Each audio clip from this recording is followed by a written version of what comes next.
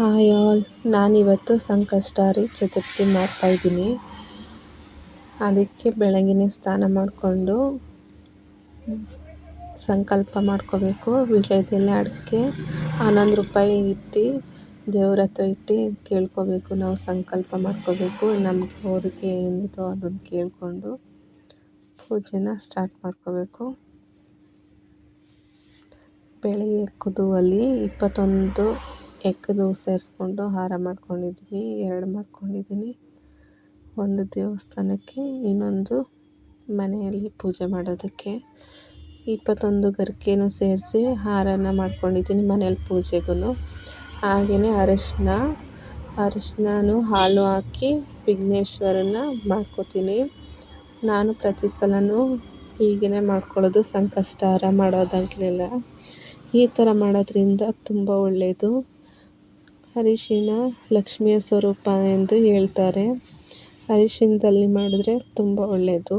ಅದಕ್ಕೆ ನಾನು ಪ್ರತಿ ಸಲವೂ ಹೀಗೆ ಅರಿಶಿನದಲ್ಲಿ ವಿಘ್ನೇಶ್ವರನ ಮಾಡ್ಕೋತೀನಿ. ಇದನ್ನು ಪೂಜೆ ಎಲ್ಲ ಆದಮೇಲೆ ವಿಸರ್ಜನೆ ಬೆಳಗಿನ ಜಾವ ಮಾಡಿದ್ರೆ ಅದು ಹೇಗೆ ಕರಗುತ್ತೋ ಹಾಗೆ ನಮ್ಮ ಕಷ್ಟ ಎಲ್ಲ ಕರಗುತ್ತೆ ಅನ್ನೋದೊಂದು ನಂಬಿಕೆ. ಆದ್ದರಿಂದ ನಾನು ಪ್ರತಿ ಸಲವೂ ಹೀಗೆ ಮಾಡ್ಕೋತೀನಿ.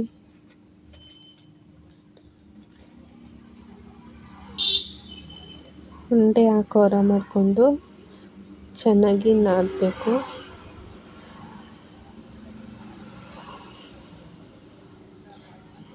ಈಗ ರೆಡಿಯಾಗಿದೆ. ನಮಗೆ ಶೇಪ್ ಮಾಡ್ಕೋಬೇಕು ಅಷ್ಟೇ. ಇವಾಗ ಶೇಪ್ ಮಾಡ್ಕೋತಿದ್ದೀನಿ. ಸ್ವಲ್ಪ ಕಿರೀಟದ ಥರ ಮಾಡಿಕೊಂಡು ಹಾಗೆ ಸೊಂಡಿಲು ಥರ ಮಾಡ್ಕೋತೀನಿ.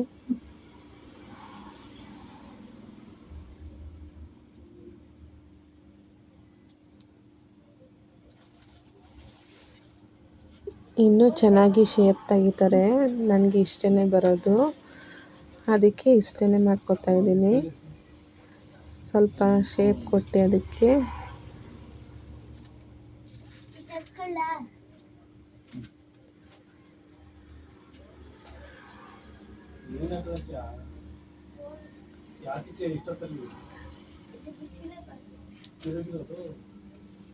ಎರಡು ಕಣ್ಣು ಮಾಡಿಕೊಂಡೆ ಅಷ್ಟೇ. ನನಗೆ ಇಷ್ಟೇ ಆಗೋದು. ಹೇಗೆ ಬಂತು ಅಂತ ಹೇಳಿ.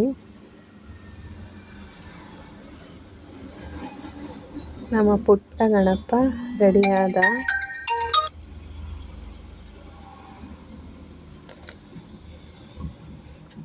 ಎಲ್ಲ ಆದಮೇಲೆ ಪೂಜೆಗೆ ರೆಡಿ ಮಾಡ್ಕೋತಾ ಇದ್ದೀನಿ. ಮಣೆ ಮೇಲೆ ರಂಗೋಲಿ ಇಟ್ಟು, ರಂಗೋಲಿ ಎಲ್ಲ ಇಟ್ಟಾದಮೇಲೆ ಆವಾಗಲೇ ಕಟ್ಟಿಟ್ಕೊಂಡಿದ್ನಲ್ಲ ಗರಿಕೆ ಎಲ್ಲನೂ ಹಾಕೋತಾ ಇದ್ದೀನಿ. ಸುತ್ತ ಇಟ್ಕೋಬೇಕು ಗರಿಕೆ ಎಲ್ಲನೂ ನೀಟಾಗಿ. ನಿಮ್ಮ ಇಷ್ಟಾನುಸಾರ ಹಾಕೊಂಡ್ರೆ ಹಾಕೋಬೋದು, ಇಲ್ಲಾಂದರೆ 21 ಹಾಕೋಬೇಕು. ಅದಾದಮೇಲೆ ವೀಳ್ಯದೆಲೆ ಇಟ್ಟು 2 ವೀಳ್ಯದೆಲೆನ ಆಗಲೇ ವಿಘ್ನೇಶ್ವರನ ಮಾಡ್ಕೊಂಡಿದ್ವಲ್ಲ ಅದನ್ನು ಇಡಬೇಕು. 21 ಗರಿಕೆನ ಸಪ್ರೇಟಾಗಿ ಕಟ್ಟಿಟ್ಕೊಂಡಿದ್ದೆ, ಅದನ್ನು ತಲೆ ಮೇಲೆ ಕೂರಿಸ್ತಾ ಇದ್ದೀನಿ.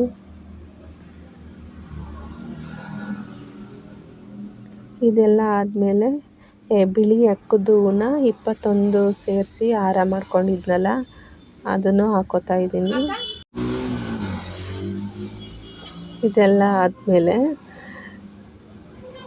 ಗಣಪತಿಗೆ ಮೇನಾಗಿ ಬಿಳಿ ಎಕ್ಕದ ಹೂವು, ಗರಿಕೆ, ತುಂಬೆ ಹೂವು ತುಂಬ ಶ್ರೇಷ್ಠವಾದದ್ದು, ತುಂಬ ಇಷ್ಟವಾದದ್ದು ವಿಘ್ನೇಶ್ವರಂಗೆ.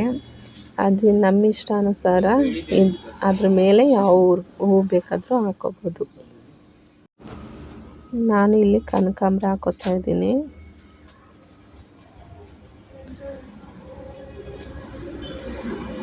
ಹಾಗೆ ತುಂಬೆ ಹೂವು ಸಿಗಲೇ ಇಲ್ಲ ನಮ್ಮ ಕಡೆ. ನಿಮ್ಮ ಕಡೆ ಹೆಚ್ಚಾಗಿ ಸಿಕ್ಕಿದ್ರೆ ಹಾಕ್ಕೊಳ್ಳಿ. ಸ್ವಲ್ಪ ಕುಂಕುಮ ಬೊಟ್ಟಿಟ್ಕೊಂಡು ತುಂಬೆ ಹೂವು ಹಾಕೋತಾ ಇದ್ದೀನಿ. ಸ್ವಲ್ಪನೇ 1-2 ಸಿಕ್ಕಿತ್ತು ನನಗೆ ತುಂಬೆ ಹೂವು. ನಿಮಗೆ ಹೆಚ್ಚಾಗಿ ಸಿಕ್ಕಿದ್ರೆ ಹೆಚ್ಚಾಗಿ ಹಾಕ್ಕೊಳ್ಳಿ. ತುಂಬೆ ಹೂವನ್ನ ತುಂಬ ಒಳ್ಳೆಯದು, ತುಂಬ ಇಷ್ಟ ವಿಘ್ನೇಶ್ವರಂಗೆ. ಹಾಗೆ ಸ್ವಲ್ಪ ಬಿಳಿ ಎಕ್ಕದ್ದು ಹೂವು ಸ್ವಲ್ಪ ಮಿಕ್ಕಿತ್ತು, ಅದನ್ನು ಹಾಗೆ ಹಾಕೋತಾ ಇದ್ದೀನಿ ದೇವ್ರ ಮುಂದೆ. ನಾವು ಎಷ್ಟೇ ಹಾಕಿದ್ರೂ ಒಳ್ಳೆಯದು. ಇದೆಲ್ಲ ಆದಮೇಲೆ ದೇವ್ರ ಪೂಜೆಗೆ ರೆಡಿ ಮಾಡ್ಕೊಂಡಿದ್ವಿ. ಸಜ್ಜಿಗೆ ಮಾಡಿಕೊಂಡು ಒಂದು ಲೋಟ ಹಾಲು ಇಟ್ಕೊಂಡು ಕಾಯಿ ಬಾಳೆಹಣ್ಣು ಇಟ್ಕೊಂಡಿದ್ದೀನಿ.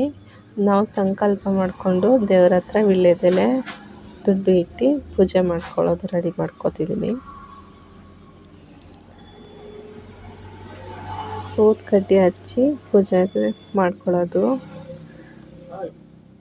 ಬೆಳಗ್ಗೆಯಿಂದ ನಾವು ಉಪವಾಸ ಇರ್ತೀವಿ ಅಂದರೆ ಇರ್ಬೋದು, ನೀರು ಕುಡಿದೇ ಇಲ್ಲ ಆಗೋದಿಲ್ಲ ಅಂತ ಹೇಳಿದ್ರೆ ನೀರು, ಹಣ್ಣು, ಹಾಲು ಎಲ್ಲ ಸೇವನೆ ಮಾಡ್ಬೋದು. ನಾನಿವತ್ತು ಬೆಳಗ್ಗೆಯಿಂದ ನೀರು ಕುಡ್ದಿಲ್ಲ, ಬೆಳಗ್ಗೆಯಿಂದ ಉಪವಾಸ ಇದ್ದೀನಿ. ನಮ್ಮ ಮನೆಯವರು ಉಪವಾಸ ಇದ್ದಾರೆ, ಅವರು ಹಾಲು ಹಣ್ಣು ಸೇವನೆ ಮಾಡಿದ್ದಾರೆ. ಅವರು ಕೆಲ್ಸಕ್ಕೆ ಹೋಗೋದ್ರಿಂದ ಅವರು ಫುಲ್ಲು ಉಪವಾಸ ಇರೋದಕ್ಕಾಗೋದಿಲ್ಲ. ಅಂಥವ್ರು ಏನಾದರೂ ಹಾಲು ಹಣ್ಣು ತಿನ್ಬೋದು. Thank you for watching. Bye all.